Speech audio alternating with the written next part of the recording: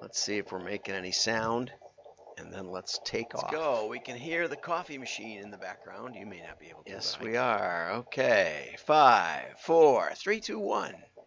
I'm John Miglosh for the WDMA. We're going to be talking about business to business and direct mail today. So, before we do, let's check in with Mrs. Claus, who's sitting before a nice fire, and in comes a puppy that Santa forgot to put in his Mercedes sleigh. Not again.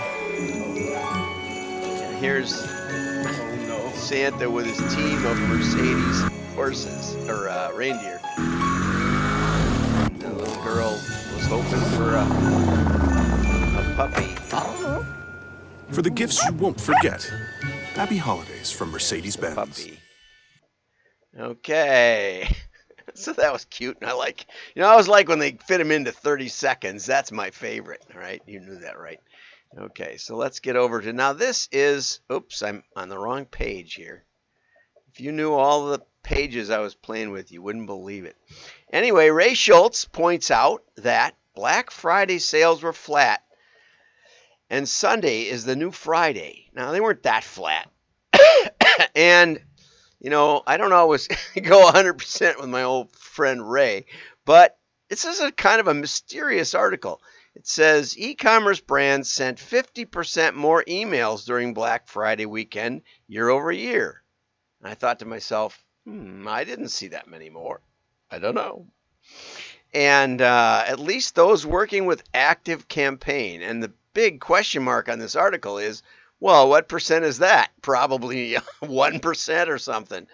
And it seems as though Black Friday sales grew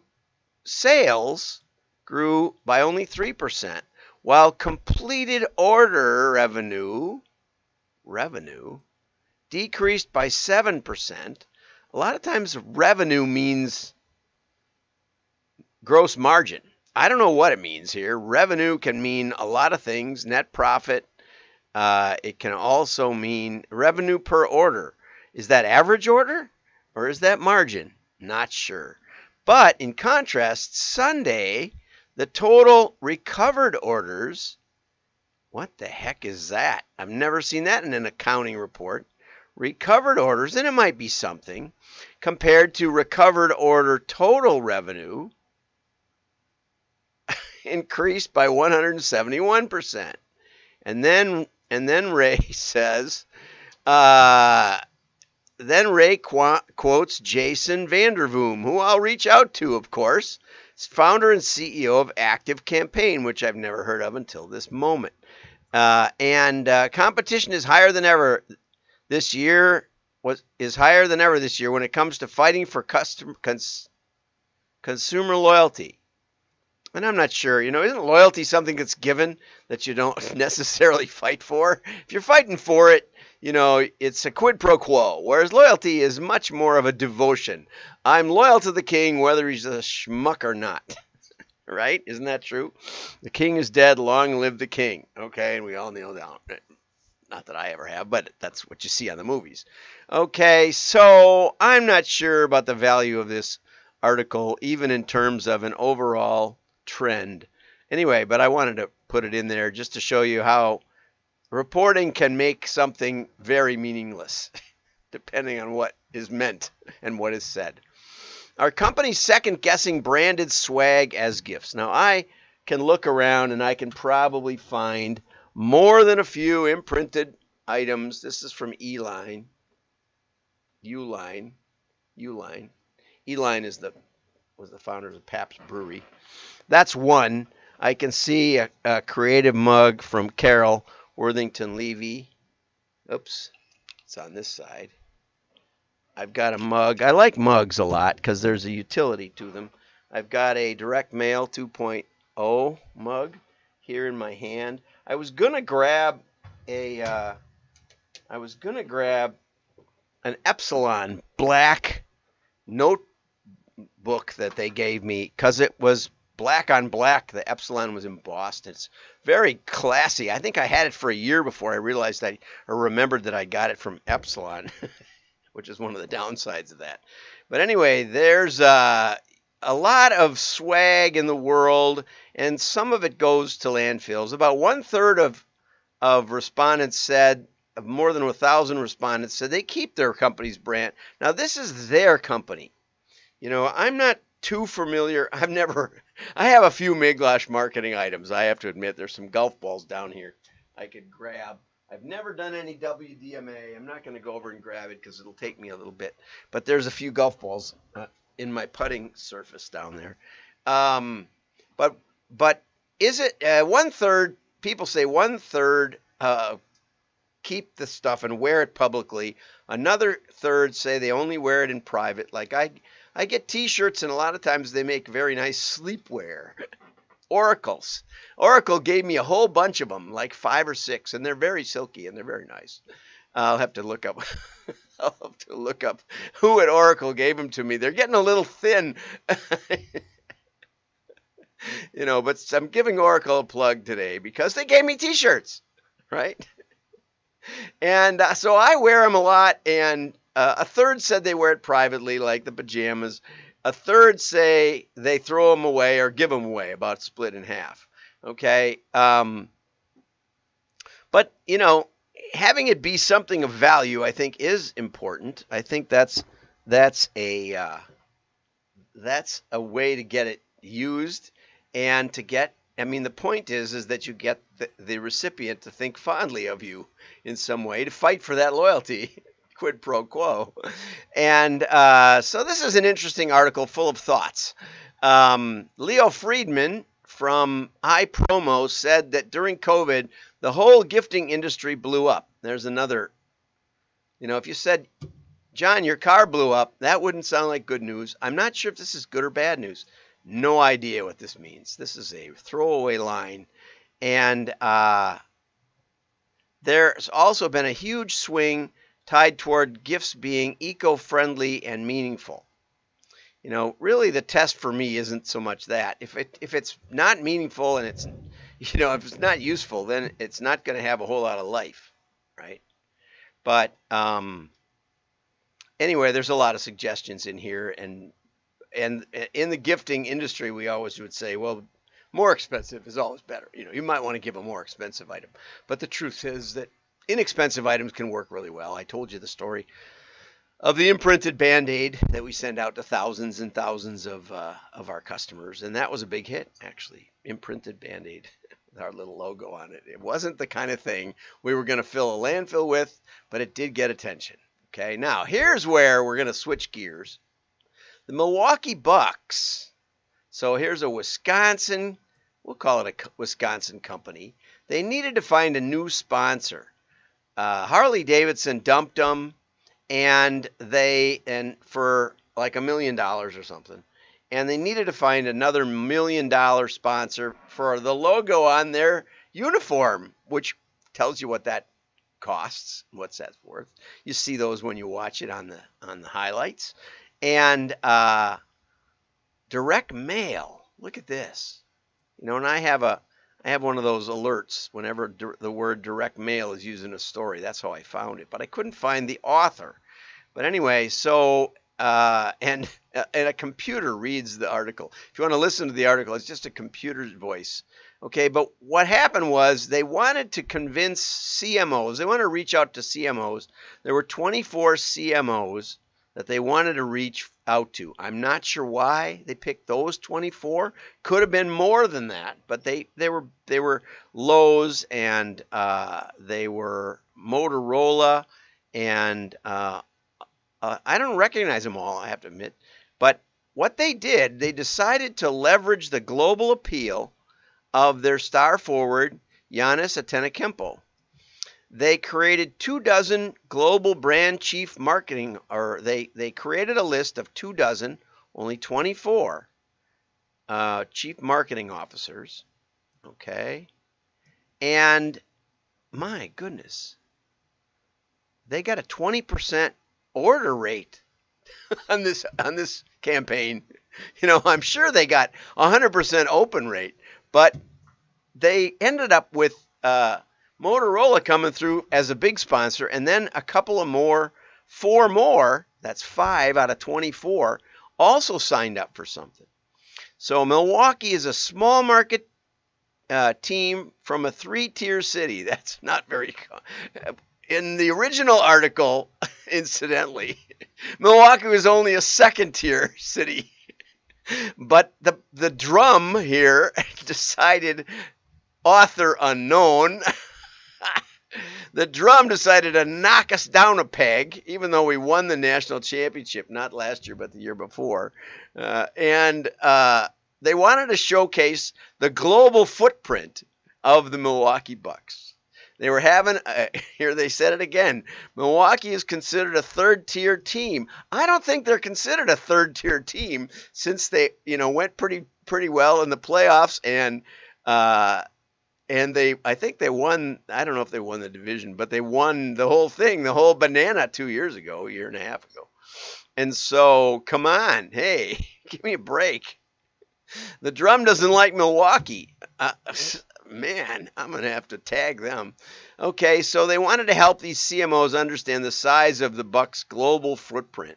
And I searched and searched to find corroborating information about this campaign, and I finally found some on that search. Bucks global footprint, Milwaukee Bucks. So they sent one, why don't you send a pair of Giannis size 16 Freak Ones, which is Nike's design of Giannis's shoe, but they sent them to a renowned, and this almost is too hard to say, a renowned sneaker artist, Noel Alvarado, who specializes in sneaker art. Now, this is a direct mail campaign. This is a lot of trouble that they went to. Okay, and the team packaged each one-of-a-kind branded shoe in a custom wooden box with laser-engraved top. Inside, a series of sliding trays revealed first an introduction to each CMO, then a small video screen set into a miniature hardwood court, like basketball court, played a Bucks video customized with the CMO brand, like they mocked it up. Finally, a bottom drawer revealed the branded Freak One and Bucks jersey embroidered with a brand patch. I wonder what the cost per piece was. That's what I always wonder. But anyway, the team signed a New Jersey patch multi-year, multi-million-dollar sponsorship deal with Motorola. Okay. So the effort achieved its original objective. The sales pitch was so effective that it also led to the signing of 4 other meaningful brand sponsorships, totaling nearly an additional $1 million yearly for the Bucks. So here's where you got to get a perspective on cost per piece. So let's say they spent, who knows what those shoes cost them. And if they only needed 12 pair to start the art project, right? Because they were only going to send 24 out. So, maybe they're $500 a pair. I don't know. And so that's still $6,000 in shoes. Okay, so that's $300 per piece so far. I think $6,000 divided into 24. $400 per piece, and then plus all the engraving and all the rest of it. Plus you got to pay the artist. So let's say they spent $100,000 on this. I'm just ballparking it. Probably it's closer to 50. Okay, so that's $2,000 per piece, more or less. But they generated multi-million dollars per year. That's what you call return on investment. So when you come up with a crazy idea and your CFO says, well, what's the cost per piece? I remember when Lovesac started sending out this magnetic, nice box of magnets that were they looked like little pieces of furniture, and you could lay out your furniture and see what the square footage was and see how it would fit into your living room and how you would arrange the pieces. And I think they were $40 a piece, each box. And I thought, geez, that's not going to get a return on investment. Sure enough, it worked really well. And so here's actually the pictures. I found this other article, which was probably the original entry information, because it won the Drums Direct Mail Award for 2022. Okay, so here is the Levi's. So it looks like, this is great. Look at this. Looks like a leather patch and looks like denim, a denim shoe. I don't know how this guy did this. This is really fantastic, right? Here, see, it's a second tier. Milwaukee was a second tier, but the Drum bumped him down two times into the third tier. And here's the box that came with the Milwaukee Bucks logo on the top. And probably this is the video window. And then there's another video from the Milwaukee Bucks. And then here you pull out this tab, and here is, so there's probably a video here, and then you pull this tab open, and then that opens this flap and runs another video, my guess, or it runs in here. And then underneath that, there's this tab, and then when you pull that out and open it, there's a Bucks jersey with the logo on it, and that one says Levi's right there, embroidered into the real jersey, genuine. And then here's the jersey, here's the Levi's shoe inside the box. Now, one of the things I got to say, because you don't get an idea of scale, nobody took a picture of any of these shoes with scale, but this is like word for word what the Drum lifted. The interesting thing is I once went to a Bucks game. I went with a group of 4 of us, and we had 2 tickets on the floor. And by on the floor, nowadays they don't even hardly do this. But what I mean on the floor, I mean I could stretch my foot out, not far, not stand up. In my chair, I could reach my foot out and be on the court. Not even on the line. I mean in the court while they were playing. And I think I was under the basket on the court. And I want to tell you something. I mean, if you want an experience, if you really want an athletic experience that you will never forget, you go get a courtside seat. I don't know what they cost. And, I don't think you can get them. You can't get them where I sat. I know you can't, because they're all backed up, because people are always remember how you'd always see pictures of these players flying over the people in the seats right by the court. But anyway, I got one of those seats, and I'll tell you what, I don't remember who was playing. I don't remember the names of the Bucks that I saw. What I remember with stunning clarity, I remember the shoes. And I can't do this without making it not this big. That big the shoes were. The shoes, the feet. The guy's feet were 2 foot long, like something. It was, I'd never seen shoes that big, ever. It was shocking. So when this thing arrived, it was going to be spectacular. Those shoes are so big, you'll never see them like that in the real world. And I'll tell you something, just another side note is that when at halftime we switched and I went, then we had to sit in the second row. And you think, well, the second row, it's not the same. It's so different. I couldn't even express how different it was being in the second row, just second row, versus being in the chair on the court. Scary. But anyway, this is Jeep, and look, it's got some mud on the front and says Jeep on it. I don't know all of these, but I don't know, this one I think is Motorola. Look at that fade from green. That's really awesome. I can't see what this one is. I don't see the logo anywhere. But, if you were the CMO, I'm sure you'd know, and it looks like it's on the back. Here's Lowe's with a little camo on the back. This looks like an Angry Birds. I didn't know that was a brand. I mean, I guess it is. And this one, I don't remember what that logo is. Looks nice. I'm not up with logos. There's a whole bunch of them here. Anyway, so thank you for watching the. If you want to see the pictures and you want to see the author and such, it's right here down below. That was Chloe Gordon, who actually wrote the article that the drum took. So we'll reach out to Chloe. Thank you for that. That was a really excellent thing. Remember, you can do things in mail that you just can't do. You just can't do anywhere else. So have a great day. Like and share. Share. Don't like. Everybody's sloppy. Hits the like. Hit the share button. Merry Christmas. And your friends will know you're smart.